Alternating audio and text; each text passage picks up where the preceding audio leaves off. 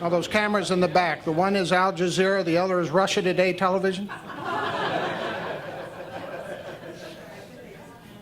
You're banned. Get out. No, this is the First Amendment lounge, isn't it? I'm happy to provide the mult box to increase your sound quality. Well, ladies and gentlemen, we're going to continue our program. We've got more great speakers, including the finale, Pamela Geller, author of the book, The Post-American Presidency, who is going to sign your copies of the book. We're providing those copies for free. It is an excellent book.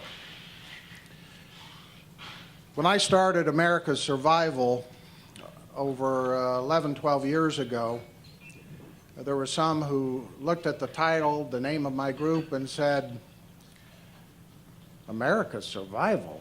This guy is off his rocker. He's crazy. He's a lunatic. Survival? How is America's survival threatened? Very few people are laughing anymore. We're in a desperate situation, especially when the enemy can get access to our own public television stations to the degree we just documented for you. But what we're going to talk about now is an interesting aspect of the crisis. And I think what you're going to hear is a very interesting take, because obviously the country's survival is threatened, but we're all worried about our own situations economically and financially. And Charles Ortel is somebody who's able to analyze the economic and financial situations vis-a-vis the political crisis. And he has developed a reputation through his many public TV appearances of being somebody who's been critical of the Obama administration's, quote, war on capitalism. So these domestic initiatives we see developing from this administration are, of course, being compounded in damage by the threats we face abroad. And we haven't seen the last of it yet. Charles serves as managing partner of Newport Value Partners, established in 2007, providing value-added research to executives and investment firms. In October 2010, he noted that political conditions inside the United States seemed unusually polarized and unlikely to be resolved in a business-friendly way for years. And citing these external threats, some of which we've been talking about today, he has developed his own financial expertise, suggesting that investors reduce their long-term exposures to securities and consider increasing allocations to strategies that trade volatility and are short-based. He was raised in Manhattan, graduated from Harvard Business School with an MBA in 1980, from Yale with a BA cum laude in 1978, and from Horace Mann School cum laude in 1974. It's my honor to introduce Charles Ortel.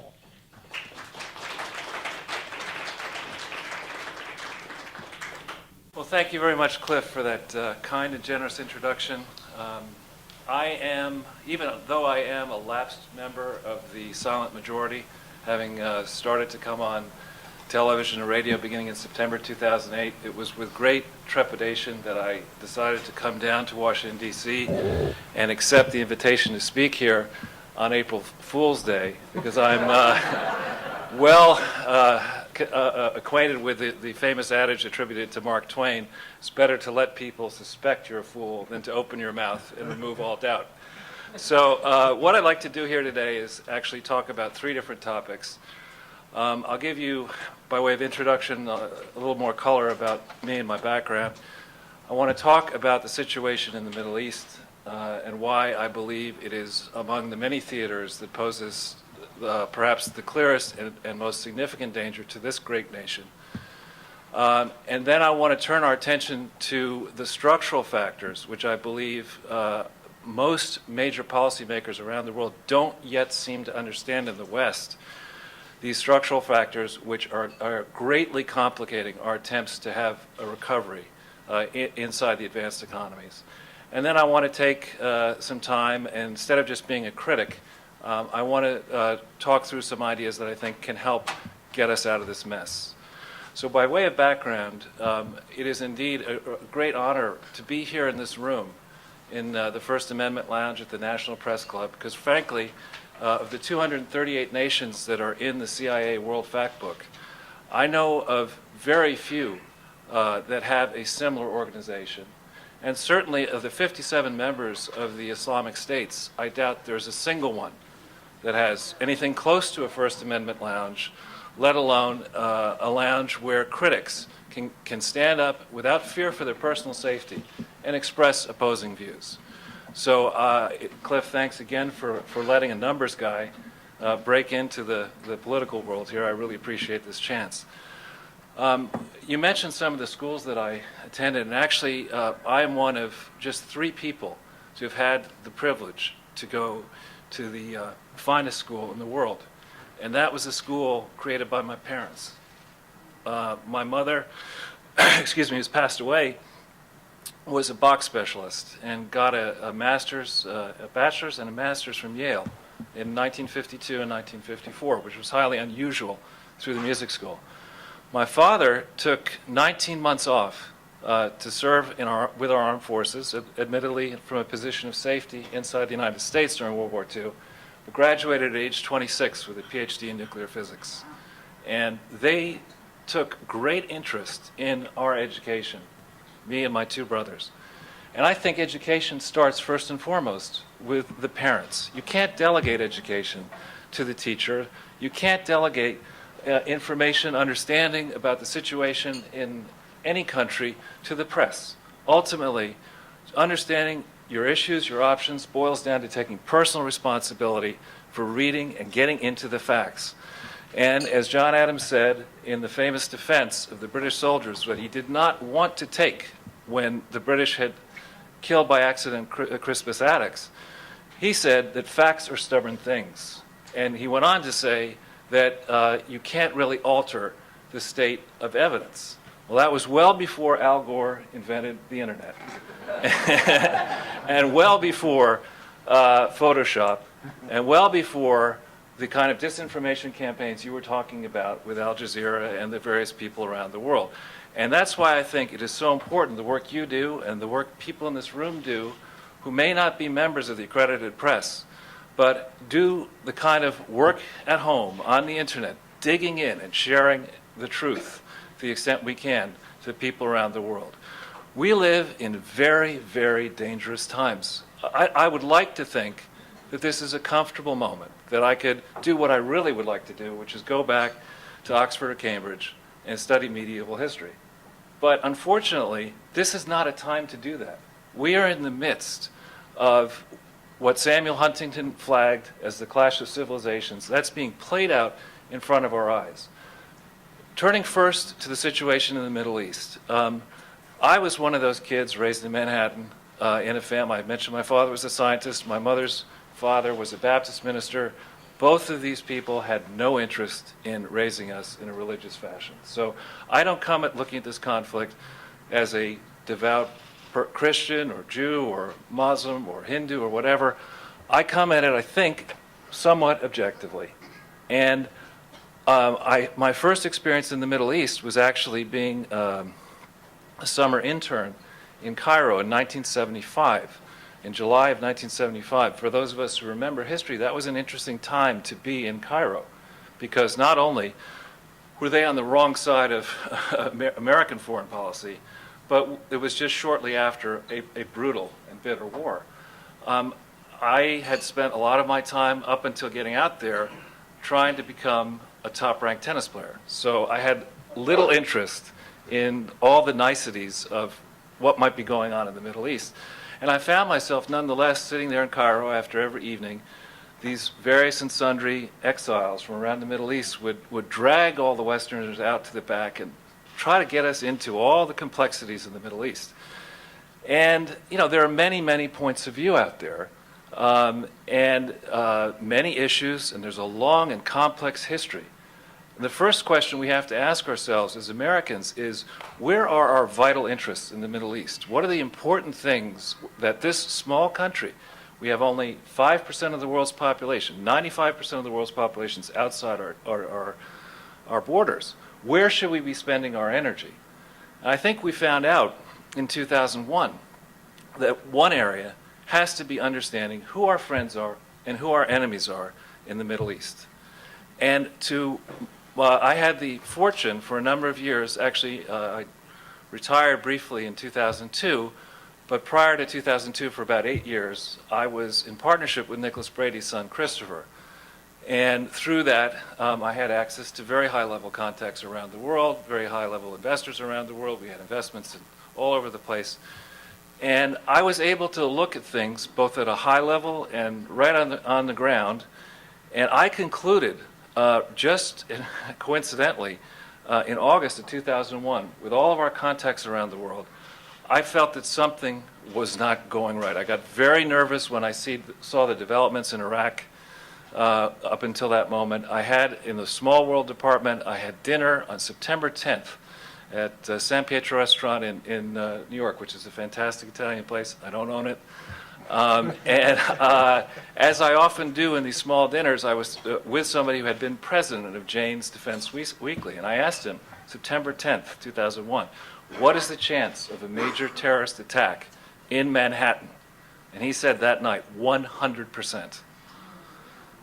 So when when it happened the next morning, I really felt that the business conditions I had grown to know and felt very comfortable about, I felt I didn't understand them. And the more I probed, I felt that people around the world didn't seem to understand this conflict. So I took a little bit of time. I laid my groundwork. I retired in July of 2002. I also had to deal with a personal issue. I had to gain custody of my children. I did that, and I had the pleasure of spending 5 years out in the wilderness, not really, in Millbrook, New York, looking after 2 children and reading anything I wanted. I had no boss other than my then 8-year-old daughter, and I could read anything, I could think about anything, and I decided, what are some of the things that I should read to educate myself? And the thought occurred to me that for all the talk about the Quran and the Middle East, I'd never read the Quran. And without putting people in the room on the spot, I would guess that the many educated people in this room, very few of you have actually read every page of the Quran. I went and I had enough experience to know that a standard ruse being used to combat understanding of this is to say that you haven't read an authentic version of the Quran. So I picked up the phone and I figured out I had to get to the Council of American Islamic Relations, and I called the man up and I said, I'm thinking of studying the Quran. Is the Penguin Classic Edition an authentic version? Oh yes, sir, authentic version. I would urge each of you to go out and buy that book. It costs about $14. It is a chilling document, and I think it needs to be read, and people need to understand, that this religion is a different sort of religion.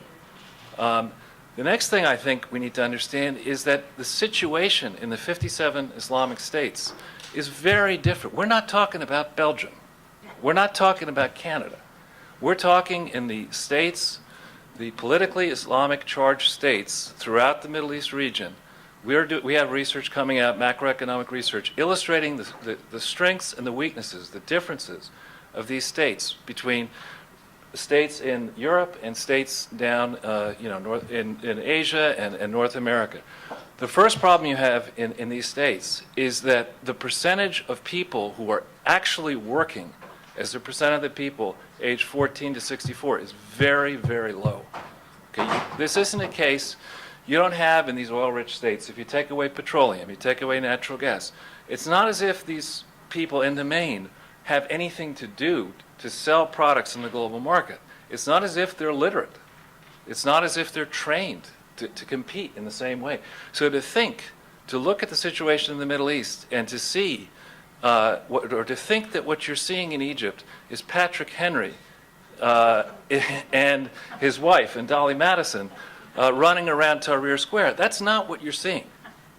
And you need to understand that as you think about the challenges that we face out there.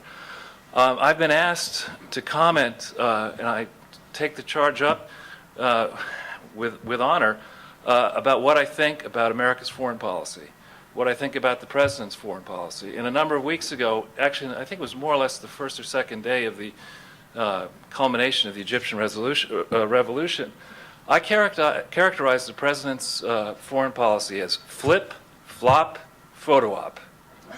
And that's exactly what I think it is. You may remember that this President's first act upon getting into the Oval Office, among his first acts, was to send the bust of Winston Churchill back to England. Now, I am on the board of a company in India with a close friend of mine. I've known him since 1978, and he detests Winston Churchill for what Winston Churchill did in India, which, what he tells me, if it's true, was truly contemptible. And Winston Churchill has a checkered record in South Africa.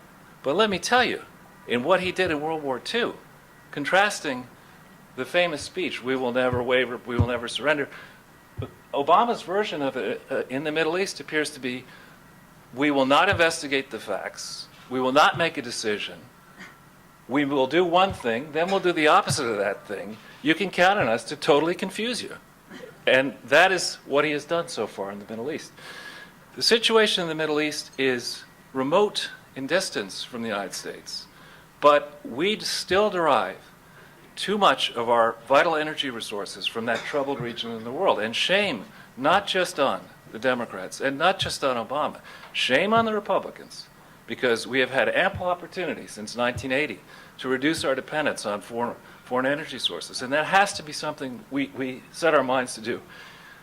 Yesterday, the situation in Japan compounds the danger in the Middle East, because my sources tell me that the situation in Japan with regard to the nuclear reactors is far more serious than the press understands today. I've had 3 years of experience working in Japan. There is no Woody Allen in Japan who immediately opens up all his problems. The idea in Japan is those problems are kept well under the kimono. So we still don't understand what is going there. We still are not doing anything meaningful to wean ourselves off foreign oil. And then we get into trying to dissect what the President says in his press conferences. Earlier, I think it was this week, was it 7:30 on Monday, I guess, that he spoke? I had great difficulty following his math on the calculation of the percentage of imported oil that we're getting there, because that's not a number I'm familiar with. I think the percentage is much higher than he cited. I had great difficulty understanding how he could say that we're encouraging the drilling of offshore oil and gas. I was somebody last year who actually, I believe, the first person to call out the fact that you need to look at the timeline on the British Petroleum incident. One of the largest contributors to President Obama's campaign was British Petroleum. The decision to invest offshore, to allow British Petroleum to drill that well, was a decision that the President and his advisors took after the well was challenged. And we still don't understand who got the better of us in that whole decision to punish BP. My calculations of that incident are that BP took the President to the cleaners. They got to deduct a massive reserve and take a tax deduction, getting cash back, and they haven't yet sent a lot of cash out to reward our people. So we are getting, in our view, in the Middle East, we are being taken to the cleaners as Americans by the President's foreign policy in these various countries. The Egyptian situation, I well remember, and I've been back to Egypt a number of times, I well remember many pleasant conversations with all sorts of people in Egypt. And it is just a crying shame to, as I did, watch the Al Jazeera coverage of that revolution. I spent quite a bit of time actually doing it, and I know a little bit of Arabic. So I was able to listen to what the English people were saying and to listen to some of the words. And I recall at one point, the announcer breathlessly said, "Look at these pro-democracy protesters. They're so fantastic." And in the background, I could hear what this one person was saying. He was saying, one judge, which is an essential component of Islam. There is only one judge, and that judge is Allah. And that is not at all consistent with a secular pro-democracy movement. And I think we're finding out today that that is so far away from what we all were initially told was the great victory in Cairo. In Libya, when I saw that happening, I'm sure all of us have connections to Lockerbie. I lost a friend in Lockerbie. And, to hear a member of that government admit that Gaddafi personally ordered it, then to hear members of our government say, now we're going to compromise. We're going to engage in a settlement, maybe, where this guy's going to get free rein. He's going to get exile. That is unacceptable, completely unacceptable. And the message that it sends around the world is ridiculous. I mean, we do have a mighty military force. What are we doing? Who are our friends? Who are our enemies? We don't seem to know. So this situation in the Middle East is dire. And I should pause here and mention, I was born in Los Angeles. I'm an optimist. So I will say that in advance. I think there's a solution, but I'm now going to explain what I think the structural problems are that are complicating our lives. All of us, I think, I first got exposed to accuracy in media in the 80s. And I read Irvine's and your columns with great interest. And I watched one of my personal heroes, Ronald Reagan, push the country in the right direction. And it seemed like such a refreshing point in life. From 1980 to 1989, everything seemed to be going our way. If history in this era is written in English, which I hope it will be, I think we're going to be looking back at the period 1989, 1991 to the present as lost decades. Think of what we had back in 1991, 1992. We truly were not only a military superpower and a global power, we were a moral power. We had examples of greatness and goodness. We had brought liberty and freedom to hundreds of millions of people around the world. Now where are we? It is absolutely disgraceful. What has happened in this country, turning first to the economic side of life, abruptly around 1999, the demographic problems in this country began to catch up to us. You won't hear respected economic commentators, with the exception of David Walker, talk about, and Pete Peterson, talk about the demographic threats that we have inside this country. What we have, and it's not just in the United States, it's worse in Japan, it's worse in Europe, we have the sad example that as populations get richer, they have fewer children. And what that does to the math, the economic math, is it, first of all, changes your buying power, your buying pattern, and it lowers the intrinsic growth rate that's realistic to expect inside these economies. So where the wealth is and where the annual output is, the picture has gotten steadily worse since about 1999. The second thing that's happened, I remember, I'm 55, I remember in the 60s, my parents' strategy was to encourage us to save up for things. And that's what we did, that's what we still do. But with the changing complexion of the way the economy has worked in the United States, throughout Europe and other places, the debt levels, we've become addicted to debt as a nation in the whole, not just at the household level, but in the financial side of life, in companies, in governments. We've just become addicted to debt. And unfortunately, we have borrowed all this money at a moment in time where the bulk of the world has inaccurately concluded that we are less risky than elsewhere. So we've been able to borrow our money on low interest rates, on lax terms, and we become accustomed to doing that. When this changes, as I have been warning, the first time I met Cliff officially was when he interviewed me after the brazenly stupid announcement of QE2, which I warned back in or early November will destroy wealth by at least 20%. And I think we're along the way to doing that, sitting here on April Fool's Day. So we have too much debt. We have an equity market that is basically, you should have to have, in my judgment, a license to invest in the equity market. You should have to do some basic homework before you pick stocks. And unfortunately, you can get out there, as I mentioned, I'm a tennis player, you can get out there in the equity markets and have a fun game of tennis, but you're playing against Roger Federer and you don't know it until you lose all your money. Right now, with interest rates as low as they are, if a stock has a very modest dividend, 2 or 3% yield, its value will hold up so long as people believe that interest rates stay on the floor. The second interest rates are driven up, stock prices could crack on the Dow from wherever it is now down to 6,000 or below in a matter of weeks. So we are living now at the mercy and hostage of bond vigilantes. A man who is hardly one of my idols, save for the fact that he married Mary Maitland, is James Carville, who I think correctly pointed out several years ago that the most powerful people in the universe are bond vigilantes. And bond vigilantes are beginning to see the blood in the water that is all over the water here in the United States. And our next appointment is going to be with those bond vigilantes who have been watching, and I have been watching with a degree of sadness, the poor performance of our Tea Party elected people in Congress. I've pointed out repeatedly that the true problem inside this country, the fiscal problem, is not at the federal level. We have 89,000 government entities in the United States today, official ones. When you look at the BEA, the Bureau of Economic Analysis, NIPA tables, you'll see that the total deficit is not as advertised. It's 1.6 trillion. And it is total spending of 5.6 trillion, total revenues of 4 trillion. Now let's put those numbers in perspective.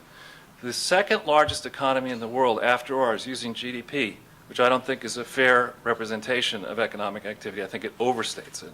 But the second largest is China at roughly 5. Japan, who knows what it is today? Let's call it 4.8. There is no other economy as big in its entirety as $4 trillion. Yet that's the amount of taxes we collect in this country. And ask yourselves, and I know it's dangerous to do this here in the center of government land, but ask yourself, is $4 trillion enough money to spend on government? And I certainly think it is. I certainly think it is. I think it's even too much money to spend on government. We have a situation today, 85 or 86 years after Calvin Coolidge said, as he did, and I'm not sure if it was in Washington, but it was to the Society of American Newspaper Editors on January 17th, 1925, Calvin Coolidge said, "The business of America is business." Today, on April Fool's Day in 2011, in Washington, D.C., I'm here to tell you the business of America has become government. And government is ineffective when it takes in $4 trillion and spends $5.6 trillion and gives we, our citizens, no real ability to constrain the power of that spending. The bond vigilantes are beginning to understand this. They're looking at the Federal Reserve's financial statements to the extent you can actually get through them. And they're seeing that if you thought Bernie Madoff had a thing going, if you thought some of these banks had a thing going, the Federal Reserve financial statements, and I urge you to go on their website and look at them for yourself, those of you who are trained, they are not even prepared in accordance with generally accepted accounting principles. They use very shaky assumptions, and the Federal Reserve Bank itself is woefully undercapitalized. So it does not have a lot more latitude to go forward here. So you look at these big issues that affect the country, and then you get into accounting for companies. When I took this time off, I got back into life doing a lot of independent research on a company most of you would think is a strong company. That's called General Electric. I concluded, to my shock and horror, on Valentine's Day 2007, that General Electric could be the next Enron. And I began to expound that view around the world, and I recommended shorting the stock at $39 on August 31st, 2008. And it got down as low as 6. Then there was a stealth rescue effort. The federal government advanced, and the federal FDIC and others advanced a lot of money in the dead of night and coaxed investors to put money in October 1st, 2008. That rescue effort temporarily seems to have worked. But I tell you, we're about to go into a new crunch when companies like GE, that all of us think are powerful and strong, companies like GE fall, and other companies that have shrunk their balance sheets, that have found too much debt, have taken on too many contingent liabilities, household names that we all think as Americans are strong, when they again crumble following this extraordinary rescue, that's going to usher in a new crisis in confidence. And that is the most devastating crisis of all. When we lose confidence in our institutions, in our banks, again, how dangerous will that be as our various enemies start pushing harder around the globe? I hate to agree, and I told Cliff recently that I find myself in a strange sort of hell, standing up here and agreeing, or admitting that I agree with Michael Moore, that the president should return his Nobel Peace Prize. And I also find myself in the very sad place of agreeing with the not-so-merry Senator John Kerry that you cannot have political or national security without having economic security. There's no way to do it. It's very easy to sit and talk about making everybody equal. I have a guaranteed and surefire plan to make us all equally poor. But there is no way to keep your liberty and make us all equally rich. And so the policies that this president and Congress, the Democratic side of Congress, have been following for a long time to try to hire more and more expensive government workers to try to make us all equal is doomed to failure. It never will work. And we're unfortunately at that crunch point when we're about to see us tip over the edge, unless we follow the advice that Ronald Reagan gave. On his farewell address, happens to be my birthday, January 11th, in 1989, he said, all great change begins around the dinner table. And so we've gotten together around the lunch table to begin to think more deeply about these issues in the Middle East, about these structural issues. And what I think we have to do as groups of concerned citizens is reach out to our friends. Understand that 2011 is going to be a year of disappointment because we cannot enact change. There is no way, and frankly, I'm not sure I want to talk generally about change. I think a good, a good model might be keep the change, I want my country back. But we have to begin now to come up with a credible plan, to engage on the facts, understand the true pros and cons of our fiscal situation in this country. And we have to be able, as a group, to come together and say, look, if you folks in Washington, the best you can do on a $5.6 trillion total budget is come up with $80 billion in cuts, right? You need to go on a very long vacation. Because in businesses, I've worked in many tough situations where you go into a business that is in trouble and you have to change its mission. You have to decide, you don't just tinker around the edges. You don't accept the wiles of Washington and all the insider games. You look at it and you say, we're spending $5.6 trillion. Why? What is it that forces us to do it? And I'll give you a few things. As much as I value the strength of our military, I fail to understand today why we are still so big in Japan, Germany, and Italy. I don't get that. I don't understand why we spend as much money as we do in those places, yet we can't control our own border with Mexico. This, to me, makes no sense. And I think we need to go as citizens and say, look, we really do care that our borders are controlled, not because we're anti-Hispanic. I have my grandmother was from Brazil, and she's obviously not Hispanic, but I'm, I suppose, part South American. And it's not an ethnic thing. It's just basically a security issue. How can you say that you have a country that's secure if you can't control your own southern border? So we've got to think through that carefully. We've got to think through one of the biggest costs in the budget is education. Why are we still on an agrarian calendar for education in a service-based, technology-driven country? Why does it make sense to stay rooted to 19th century, 18th century tradition and practice in how we teach our young kids? Why, with all this productivity that's available to us, why do we need to keep people in high school for 4 years? Why couldn't it be 3? Or if it's not going to be in school for 3, why couldn't they have an internship for part of it? Why couldn't we do the same thing in college and say, look, to get your degree, you're going to have to spend 4 years, but one of them is going to be in the service of this country somehow. You'll be paid, but somehow doing that. Why does it make sense to have the tenure system that we have, where teachers are not disciplined? You can't get rid of a bad teacher. I'm a difficult parent in these schools. I sent my children to private schools, and I had so much fun fighting with headmistresses and headmasters. One glorious interchange occurred when I was told, Mr. Ortel, before you get started, I just want to let you know that I'm an educator, and you're not an educator, so you don't know how to teach your children. That woman got quite a tongue lashing. But so in the field of education, we need to think about taking advantage of the much forward progress that we've seen so that we can educate our kids and give them a chance to play in the 21st century global economy. I see a steady stream of resumes coming into my firm from people out of some great schools. They're clueless. They don't know what it means to show up for an interview on time.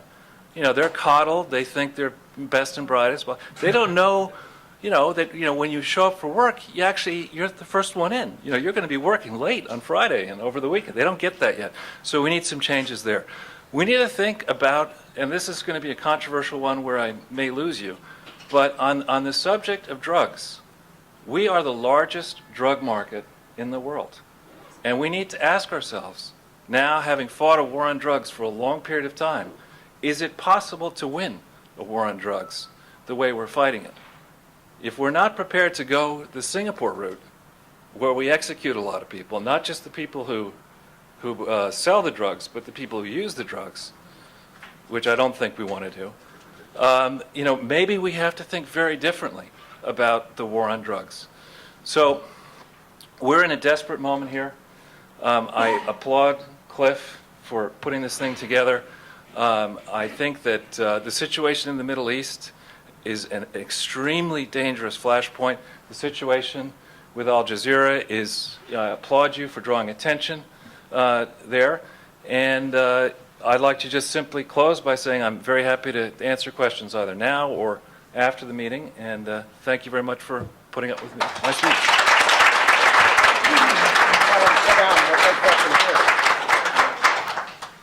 Yes, we got some time for questions. I wanted to make one point, and that was a phenomenal presentation. No, I probably didn't agree with all the points, but this is worthwhile thinking about, and I respect the expertise that we were just given connecting the domestic problems to the foreign policy issues. What Charles said to begin with about the 57 Islamic states probably not having a First Amendment lounge brought up a case that we describe in our report about bloggers. In particular, one blogger in the country of Qatar. Now again, as if you didn't already know, Qatar is the funder and sponsor of Al Jazeera. It is based in Doha, Qatar. And on March 1st, a blogger in that country was detained and taken away by the security police employed by His Highness the Emir.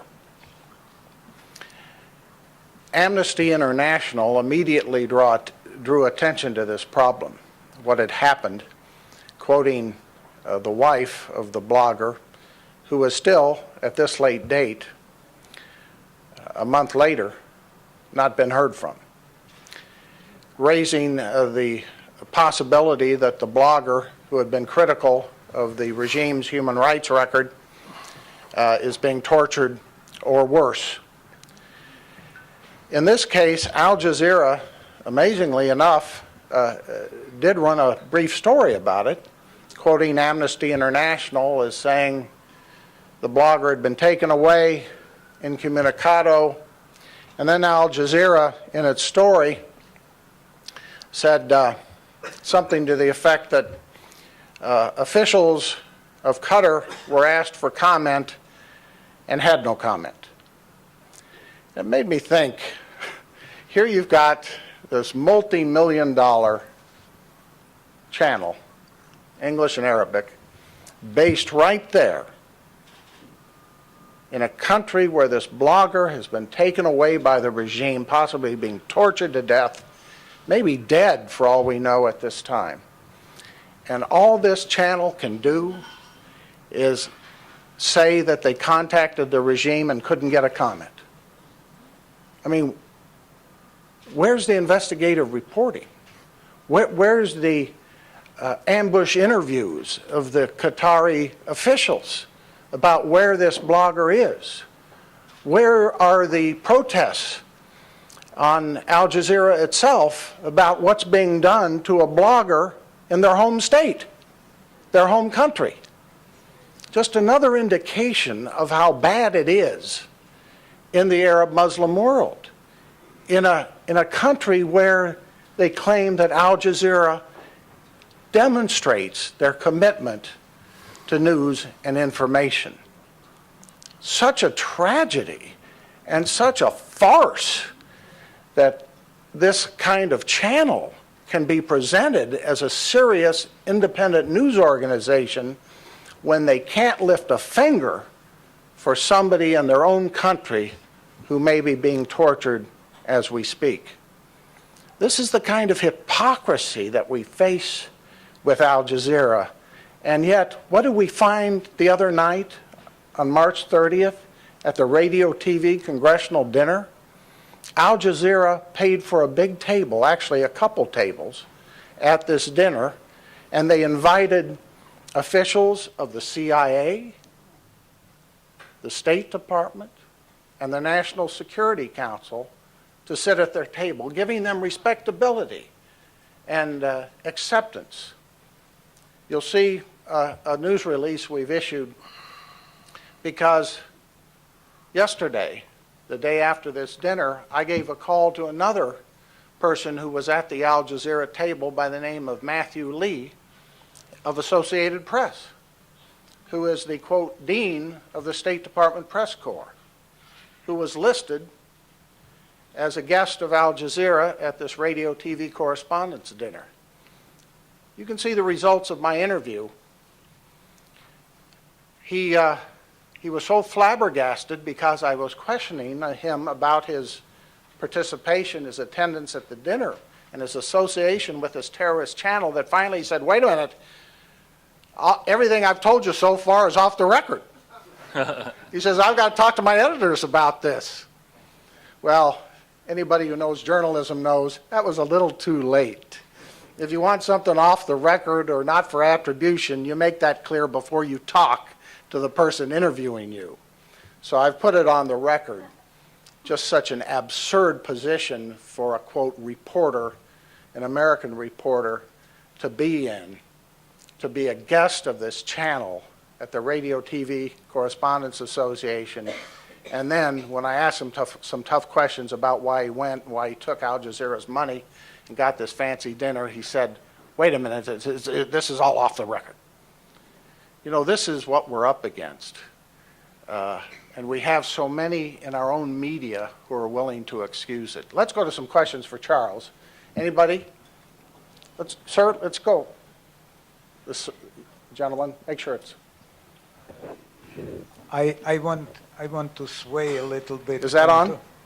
Yeah. Okay. Speak into the mic a little bit, sir, just so we... talk about a little bit about a question about economical issues that you touched.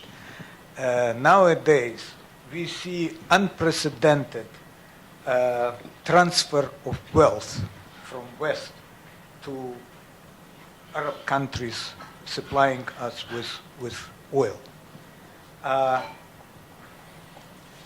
What do you see wrong with creating similar concern like OPEC to create by the West something like called OPEC,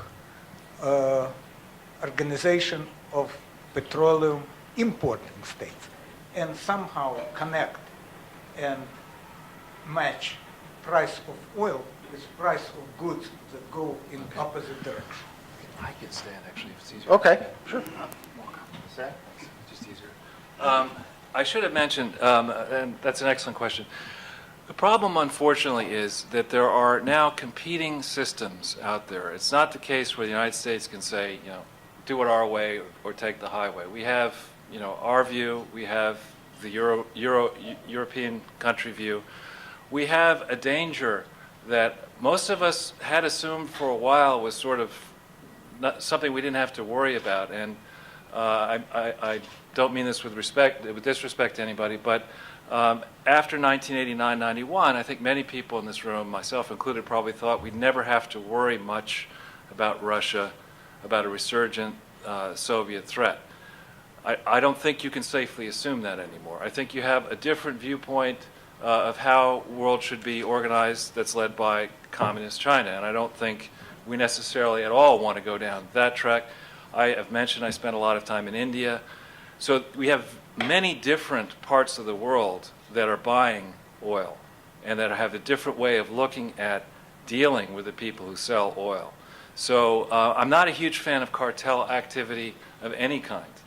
I think there's no real need for it. In fact, I think one of the great benefits that was created by our victory in the Cold War in 1980 and by the ascendancy of the Anglo-American model was the ability to create companies quickly, availing ourselves of technology that can tap customers, many more customers around the world than was ever before possible. So because I value our ability to reach out from our base, I have a hard time thinking about countering that approach by coming up with restrictive practices akin to the tenure approach or public sector unions or whatever. It's just inconsistent with my philosophy. I'd rather see us think very sensibly about our own great energy resources. I mean, why is it? One of the things we did, it was a crazy project, and I haven't told you about this, but I'll admit it at this meeting. A fellow came into my office when I was working in a different place and said, I've got a great project. I want to drill for oil and gas in Paris. And I said, you mean Kentucky, right? And he said, no, think Eiffel Tower, biggest oil rig on the planet. And I looked at this guy and I said, you have a pretty serious drinking problem, don't you? And but it turns out that there is actually oil and gas in and around Paris, and we took over a small business from the Rothschilds with just 27 barrels a day, which is tiny, and in the space of 3 years we had 2,000 barrels a day coming out of shallow wells outside France. I'd rather see us do that kind of stuff inside the United States, up in Alaska, onshore as opposed to offshore. We have tremendous resources. Let's go that way as opposed to playing an approach that I don't think really works. Any other questions? In the back, Max? Wait a minute, wait until the microphone comes.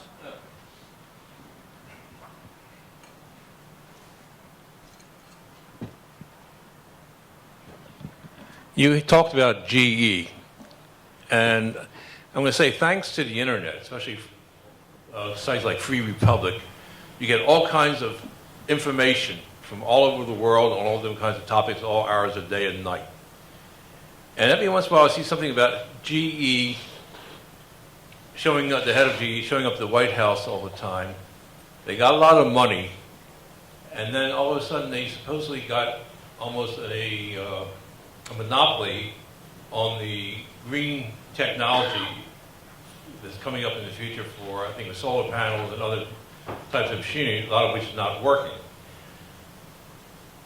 Do you know of any investigations, or would you suggest a congressional investigation into this very interesting relationship between GE and the White House, just as everybody was blaming the bankers and the rich people for Wall Street's problems, when many of them showed up at the White House in the same manner? I see somebody coming in the back door, walking out with a lot of things in that bag, and I want to know what's in that bag. Well, I don't know you, sir, but thank you for that question. I will try to restrict my answer to an hour and 25 minutes, just a few minutes. If you were to Google my name and GE, you would find quite a bit of public information and analysis that our firm has put out there. And the GE story, when I first told it to a man who since died, a great man from Oppenheimer, last name Metz, he said that the GE story is likely to be the biggest business story of the century. And the reason for that is that it doesn't simply deal only with a man who has to be either the most unlucky or the most inept man on the planet in business, Jeff Immelt. The GE story, to understand it properly, you've got to go back into the tenure under Jack Welch and ask yourself, is Immelt just unlucky? Or was Welch's reputation, is Welch's reputation for success not fairly given? And I think we're at that point now. I think people are beginning, you talk about the intersection of media and big business. The poor and now, totally discredited John Edwards, actually, he was 2/3 right when he said that there are two Americas. There are actually three Americas. There's the America, people in this room, many of whom I would guess are more the rugged individualist class, who value property rights, who are out there trying to make the best of all the greatness that we have in this land without much government help. Then you have the people who are wholly in the government activity, dependent on transfer payments and government jobs and insulated from the market. And unfortunately, the unholy intersection is in the middle, where GE is, between corporate and government. People who go masquerade as capitalists, as Jeff Immelt and Jack Welch do, but actually are deeply stuck into and dependent upon the public trough. Well, we called out, I was frankly concerned that I might have lost my mind back in 2007 when I studied GE for the first time, because I'd spent 5 years away from Wall Street, and it's a complicated company. And I was working away, and I went into my son, I remember the day, on Valentine's Day, 2007, I said, look, I reached a point here where I'm going to go back and get back on the street and try to get back into business. And the thing I'm going to start with is by arguing that GE is the next Enron. And I need to warn you that one of two things are going to happen. Either I will never work again, because it's a pretty powerful company, and they're going to crush me, or I'll be in the media. And I think you can see what's happened. Most people don't have the time and energy to go through GE's financial statements the way I've done it. And through Cliff, I'll happily send research out to you if you're interested. But basically, the financial statements of GE mask what is truly going on in that company. Most people think of GE and say, jet engines, great company, number one, number two.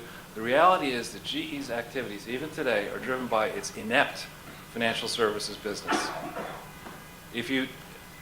Most research analysts simply, the job of a research analyst is to maintain good contact with management. Otherwise, you will not get the kind of color that you need to get to put in your research. And so most research analysts tend to be sycophants. I'm independent, so I don't need to do that. And when I started, there wasn't a single research analyst who had a sell on GE. There wasn't a single financial services research analyst who was credible, somebody like Meredith Whitney, who was researching GE. So people basically didn't understand the company. Our firm figured out a way to show its financial services business, which is deeply wounded. We're in worse shape today than CIT, which is a good comparable company, was back then before it went bankrupt. And then on the non-financial services side, when you do look at it the way we do, domestic revenues for the non-financial services side of GE in 2010 were under what they were in 2008. Think about that. We've had extraordinary fiscal support, as you talk about, extraordinary government help for this business, yet they can't get their revenues in 2010 close to where they were in troubled 2008. So You're absolutely right, and I'll tell you one person, again, the unlikely alliances that happen in life. I'd never thought I'd give a shout out to Russ Feingold, but former Senator Feingold, I guess he's gotten religion, and he's calling for Jeff Immelt to be removed from the Competitiveness Council. I don't understand. I mean, I suppose I do understand why the president would put Jeffrey Immelt to lead the Competitiveness Council. He's just trying to prove that he does not understand. He, the president, he definitely does not understand business if he thinks that Jeff Immelt is going to tell anybody how to create jobs. They haven't been able to do it at GE. When Immelt took over, the company had $200 billion in debt. It now has about $470 billion in debt. It has about the same hard book value, tangible book value. There's a great story that the New York Times had, I guess a week ago, on GE's curious approach to corporate income taxes. Now, I've called on a TV for a 10% corporate income tax rate, because those of us who understand finance understand that corporations don't pay taxes. The customers pay the taxes. So, to call for a higher corporate income tax is to miss an essential point. That is that, you're just punishing yourself. And we do live in a world with 238 countries, so somebody else will figure this out. And you're going to bleed jobs the way we bleeded jobs by raising a corporate income tax rate. But if you're going to have a corporate income tax, why not, here's the thought, enforce it? And the notion that you could have, let a company like GE, which is, I've met with these people in the past, rigorously controlled from the United States. Don't think for a second that major decisions at GE are made anywhere other than in Stamford and Fairfield, Connecticut. So to avail yourself of these lower tax rates, you have to be able to prove that the decisions were actually made in the countries. I don't think they can do that. But yet, they're very powerful. They owned, until recently, NBC. And it's a complex mess. So they're overmatched, or people who might look at it are overmatched. The public, though, is beginning to understand this, and there are two people I like to recognize. Tom Borelli and his wife, Deneen Borelli, have been very vocal on this issue and getting a lot of traction with Glenn Beck and Hannity now, and also with even O'Reilly have been on this issue. So I would look for change, constructive change at GE. One more question? Yeah, Wes? Right over here.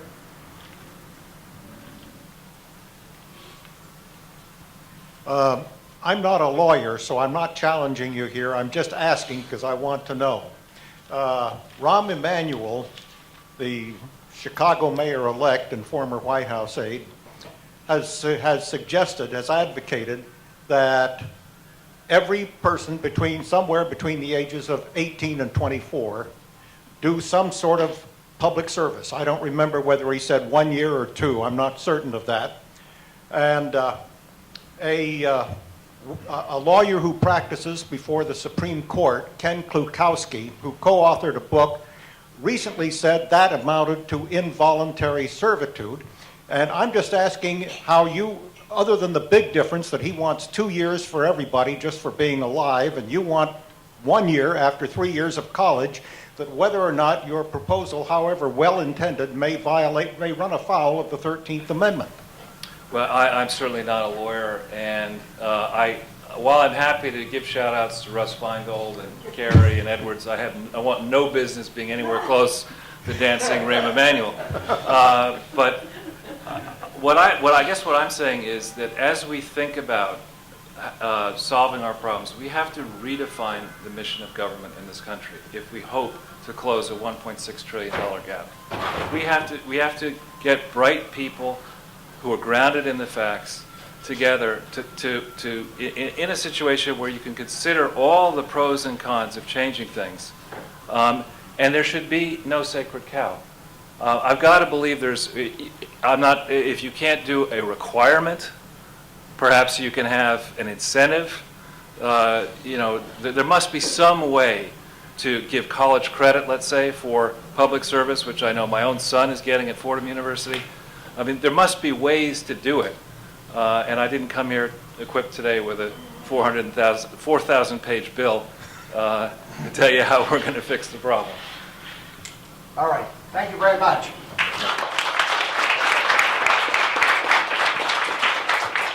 I know you're all anxious to get up and go out and sell your GE stock, but I'm going to ask you to stay in your seat. Lee, would you come up?